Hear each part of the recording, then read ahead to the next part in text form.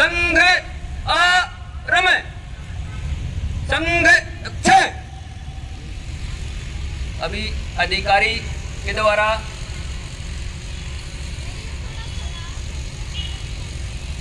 शस्त्र पूजन होगा।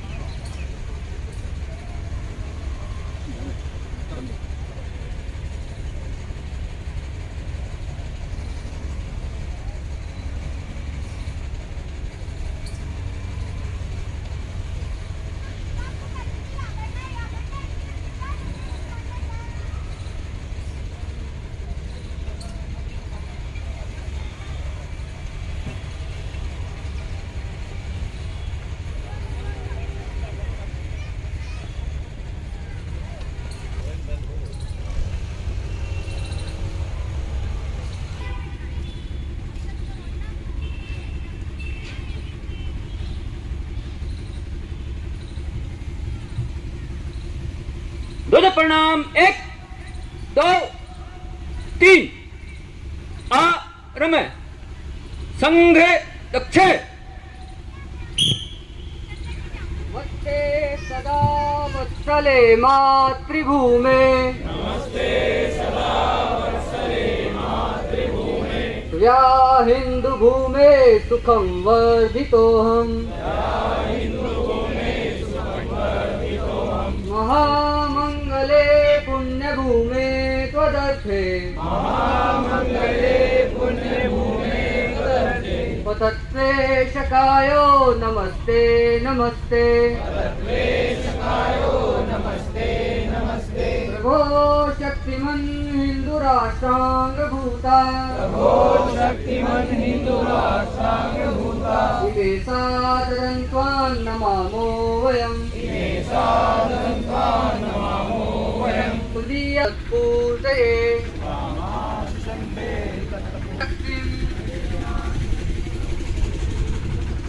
शतञ्चैव यत्कण्टकाकीर्णमार्गम् स्वयं श्रीकतन्नस्तुगं कारयेत्, समुत्कर्षनिःश्रेयसस्वीकमुग्रम् परं साधनं नाम वीरवतम्, तदन्तः सपुत्वत्स्याधेयनिष्ठा, तदन्तः प्रजागर्तिव्रानिशं राष्ट्रम्, समर्था भवत्वाशिषाथे वृषम्। संघ आरम संघ दक्षिण उपविश। चलो भला हो जिसमें देश का वो काम सब किए चलो, संगठन घड़े चलो सुपंथ पर बढ़े चलो, भला हो जिसमें देश का वो काम सब किए चलो, युग के साथ मिलके सब कदम बढ़ाना सीख लो, एकता के स्वर में गीत गुनगुनाना सीख लो, एकता के स्वर में गीत गुनगुनाना सीख लो, भूल कर भी मुख से जाति पंथ की न बात हो, भाषा प्रांत के लिए कभी न रक्त पाते हो,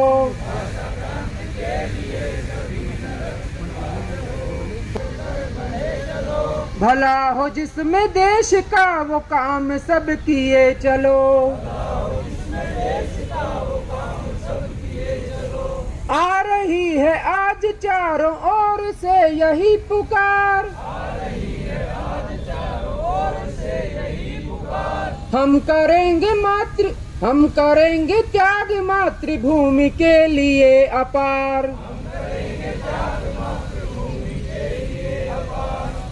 हम करेंगे त्याग मातृभूमि के लिए अपार। कष्ट जो मिलेंगे मुस्कुरा के सब सहेंगे हम। देश के लिए सदा जिएंगे और मरेंगे हम। देश का ही भाग्य अपना भाग्य है ये सोच लो। भला हो जिसमें देश का वो काम सब किए चलो। संगठन गढ़े चलो सुपंथ पर बढ़े चलो। भला हो जिसमें देश का वो काम सब किए चलो।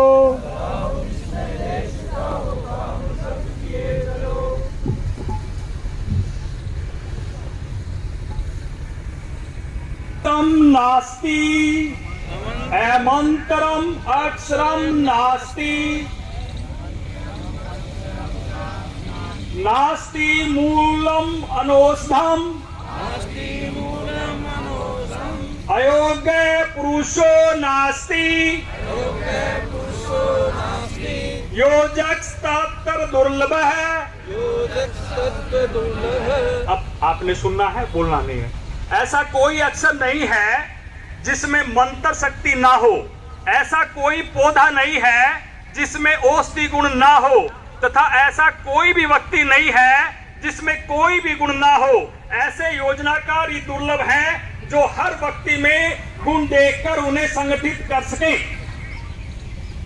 हम सब के बीच ज्येष्ठ श्रेष्ठ कार्यकर्ता बंधुगण, माताएं, भगिनी व समाज के अंदर भिन्न भिन्न जिम्मेदारियों का निर्वहन करने वाले ऐसे हमारे सामाजिक बंधुगण व सभी स्वयंसेवक बंधु, आज इस शताब्दी वर्ष के विजयदशमी उत्सव पर हम सब इस परिसर में एकत्र आए हैं। इसी पावन अवसर पर यहाँ आप सब पहुँचे, इसके लिए राष्ट्रीय स्वयंसेवक संघ आपका हार्दिक अभिनंदन करता है। प्राध्यापक है, चरखी दादरी गांधीनगर में आपका निवास स्थान है। सेवानिवृत्त पश्चात आप पूरा समय संघ कार्य में लगा रहे हैं। आप भिन्न भिन्न दायित्वों का निर्वहन करते हुए वर्तमान में हमारे दादरी जिला के माननीय जिला संघ चालक हैं। परिचय की इसी श्रृंखला में श्रीमान सुभाष जैन जी स्थान है। परिचय की इसी श्रृंखला में अगला नाम श्रीमान विक्रम जी। आप आर्यंस स्कूल के संचालक हैं। आप पर्यावरण प्रेमी हैं। सामाजिक व धार्मिक कार्यों में आप बढ़ चढ़कर हिस्सा लेते हैं। चरखी दादरी में आपका निवास स्थान है। भिवानी जिला कार्यवाह, भिवानी विभाग कार्यवाह, प्रांत सह बौद्धिक प्रमुख व भिन्न भिन्न दायित्वों का वहन करते हुए वर्तमान में आप प्रांत कार्यकारिणी सदस्य हैं। भिवानी में आपका निवास स्थान है। मंचासीन अधिकारीगण, अतिथिगण, स्वयंसेवक बंधुओं व मातृशक्ति, आप सबको राष्ट्रीय स्वयंसेवक संघ के शताब्दी वर्ष की हार्दिक शुभकामनाएं। संघ के स्वयंसेवक बंधु जो लगातार बिना रुके 100 साल से समाज व राष्ट्र के उत्थान में लगे हुए हैं, वे सब बधाई के पात्र हैं। मैंने आज तक संघ के बारे में, उसके कार्यों के बारे में सिर्फ सुना था, पर जैसा भागवत जी ने कहा है कि संघ को जानना है तो संघ में आना पड़ेगा, वह एकदम सही है। मैं भी अब जब थोड़े से समय पहले ही संघ से जुड़ा हूं, तो मुझे भी संघ का अनुशासन और समय पालना अपनी आंखों से प्रत्यक्ष देखने को मिला। किसी के साथ कोई भेदभाव नहीं, सबके साथ समान व्यवहार, ऐसा मुझे देखने का मौका मिला। प्रभु कृपा से मुझे भी राष्ट्रीय स्वयं सेवा संघ के इस शताब्दी कार्यक्रम में शामिल होने का शुभ अवसर मिला। इसके लिए मैं अपने आप को सौभाग्यशाली मानता हूँ। अंत में ज्यादा समय ना लेता हुआ मैं एक बार फिर शताब्दी वर्ष की शुभकामनाएं देते हुए अपनी वाणी को विराम देता हूँ। जय हिंद, जय भारत। जी ने कहा है, शक्ति ही जीवन और कमजोरी ही मृत्यु है। यह एक बड़ी सच्चाई है। शक्ति परम सुख है, अजर अमर जीवन है। कमजोरी कभी न हटने वाला बोझ और यंत्रणा है।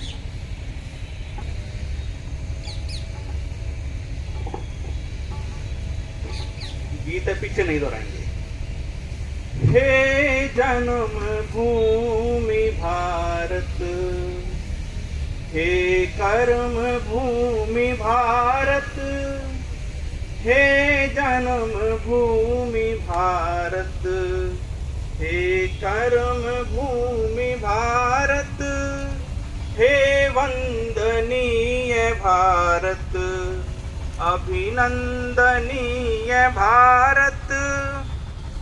जीवन सुमन चढ़ाकर आराधना करेंगे, तेरी जन्म जन्म भर हम वंदना करेंगे, हम अर्चना करेंगे। हे जन्म भूमि भारत, हे कर्म भूमि भारत, हे वंदनीय भारत, अभिनंदनीय भारत। महिमा महान तू है, गौरव निधान तू है, तू प्राण है हमारी, जननी समान तू है।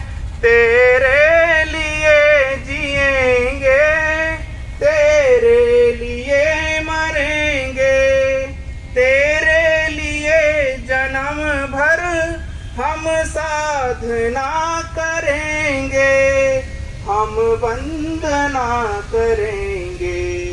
हे जन्म भूमि भारत, हे कर्म भूमि भारत, हे वंदनीय भारत, अभिनंदनीय भारत। जिसका मुकुट हिमालय जग जग मगा रहा है, सागर जिसे रतन की अंजुलि चढ़ा रहा है, वह देश है हमारा, ललकार कर कहेंगे। उस देश के बिना हम जीवित नहीं रहेंगे, हम वंदना करेंगे।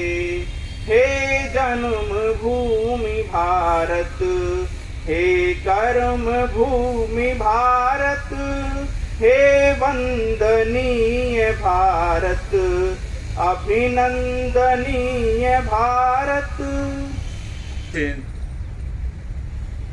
मुख्य अतिथि श्री विक्रम जी, अध्यक्ष श्री सुभाष जी, माननीय जिला संचालक श्रीमान राजेंद्र जी,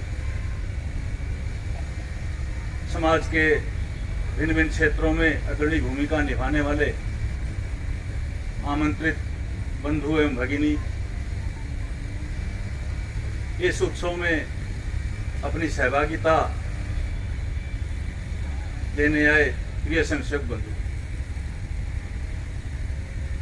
आज संघ कार्य के 100 वर्ष पूर्ण हो रहे हैं और ये हम सब के लिए सौभाग्य का विषय है कि हम इस अवसर पर होने वाले इस विजयदशमी उत्सव में सहभागी हो रहे हैं। आज एक और सुखद संयोग भी है, अपने देश के 2 महापुरुष महात्मा गांधी और लाल बहादुर शास्त्री जी का भी जन्म दिवस है। अपना देश पर्वों और उत्सवों का देश है। शायद ही कोई ऐसा दिन होगा जब अपने देश के किसी न किसी कोने में कोई न कोई पर्व या उत्सव ना हो। उत्सवों के कारण से समाज में समरसता, भाईचारा, इसका निर्माण होता है। अपने स्वतंत्रता आंदोलन में अग्रणी भूमिका निभाने वाले पंडित मदन मोहन मालवीय जी का ये कहना था कि भारत कैसा हो। जब उनसे पूछते थे तो कहते थे, ग्रामे ग्रामे सभा कार्या, ग्रामे ग्रामे सभा, मल्लशाला पाठशाला, प्रति पर्व महोत्सव है। यानी कि सबके सब पर्व एक महोत्सव के रूप में मनाए जाएं। सब गांव में पाठशाला हो, मल्लशाला हो, सभा हो, तो वह आदर्श अपना एक ग्राम, आदर्श अपना देश होगा।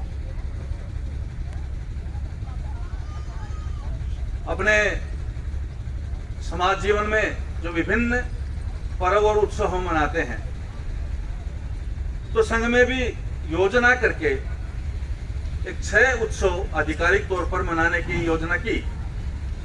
उसमें से एक उत्सव विजयदशमी उत्सव है, जिसके निमित्त हम यहाँ सब एकत्र हैं। हम सबको मालूम ही है कि विजयदशमी का पर्व हम क्यों मनाते हैं। असत्य पर सत्य की विजय। भगवान श्री राम ने उस समय के सर्वाधिक बलशाली आतताई रावण को परास्त करके मानव जाति को उसके त्राण से मुक्ति दिलाई। इस निमित्त हम ये उत्सव मनाते हैं। इससे पूर्व अभी नवरात्र रहे हैं, तो नवरात्र शक्ति उपासना का पर्व है। हम 9 दिनों में शक्ति के विभिन्न रूपों का पूजन अर्चन करते हैं और अपने जीवन में ऐसे गुणों का समाविष्ट करें, अपनी शक्ति को तोलें, ऐसे पर्व रहते हैं। भगवान श्री राम ने भी जिस दिन रावण के साथ युद्ध होना था, तो मां अंबा का पूजन करके वो युद्ध में गए थे। यानी कि शक्ति उपासना का ये पर्व है। और शक्ति के बिना कुछ भी संभव नहीं है। आप सत्य हैं तो भी उसके पीछे भी शक्ति चाहिए, तभी आप अपने आप को सत्य साबित कर सकते हैं। तो ऐसे इसमें से नवरात्र के बाद विजयदशमी, तो अभी हमने शस्त्र पूजन किया है। अपने भारतीय समाज में शस्त्र पूजन की प्राचीन परंपरा है। जब अपन देश में राजा महाराजाओं का शासन होता था, तो इस दिन प्रत्येक राज्य में अपने शस्त्रों की पूजा की जाती है।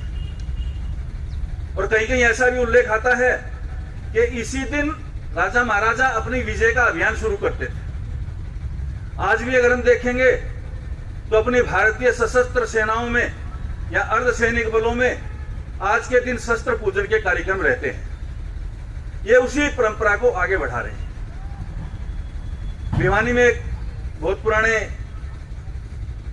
कार्यकर्ता रहे और दिवंगत हो गए। उनके घर जाते थे तो उनकी श्रीमती जी डूंगरगढ़ राजस्थान से होती थी। तो बताती थी कि विजयदशमी के दिन वहां का जो भी जमींदार था, जागीरदार था, वो अपनी तोप को गांव की सीमा पर ले जाकर गोला दागता था। यह परंपरा में शस्त्र पूजन का जो परंपरा चली आ रही है, उसको आज भी हम किसी न किसी रूप में उसका निर्वहन कर रहे हैं, उस परंपरा को आगे बढ़ा रहे हैं।